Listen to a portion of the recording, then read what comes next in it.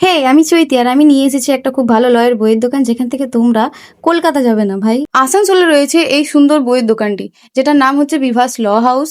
আর এখানে আমি প্রথমবারই গেছি আজকে, আর যেখানে গিয়ে দেখি যে এত সুন্দর সুন্দর বই। শুধু লয়ের বই নেই, আমরা অফিসেরও ভীষণ বই টই আমরা রাখি, যেরকম রেলের বই, তারপরে ইসিএল এর বই, লেবারের বই।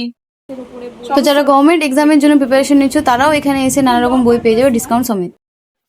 সানডেতে শুধু বন্ধ থাকে, আর বাকি দিনগুলোতে সকাল 11টা থেকে সন্ধ্যে 7:30 অব্দি কনস্ট্যান্ট খোলা থাকে। আর ডিসকাউন্ট ডিসকাউন্ট ডিসকাউন্ট হচ্ছে বিভিন্ন বইয়ের ওপরে বিভিন্ন রেটের ওপর। বেফালতু এত দূর রাস্তা জার্নি করে বই কেনার থেকে বেটার যে আসানসোলে এসে একবার এই দোকানটা ভিজিট করে। এটা কোনো রকমই প্রমোশনাল ভিডিও নয়, আমার মনে হলো এই ইনফরমেশনটা সবাইকে দেওয়া উচিত, তাই আমি দিচ্ছি।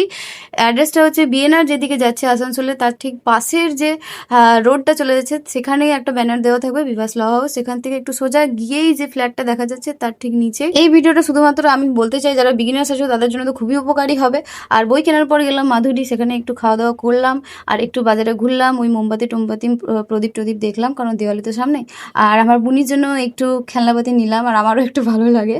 আর যাই হোক, যাদের এই ভিডিওটা দেখে একটু উপকার হয়েছে তারা বন্ধুদের সাথে শেয়ার করো, আর আমাকে ফলো করতে ভুলবে না।